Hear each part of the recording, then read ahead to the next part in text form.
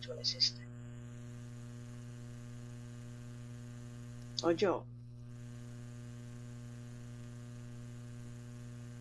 Ako siguro, um, kasi meron akong apat na anak eh. So, I was able to support them ng bonggam, hindi ng bonggam-bongga, but it's comfortable in a comfortable way. Unlike yung, syempre, pagka nasa corporate ka, talagang kailangan, um, ang tawag doon? Yun. Mas kakailan.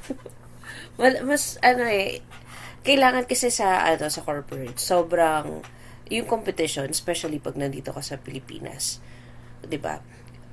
Kailangan talaga parang tumatumbling ka na para lang ma-achieve mo yung ano. Pero kasi when you're doing virtual assistants or being a BA, as long as na gagawa mo yung trabaho na na binigay sa iyo, you'll be able to, you know,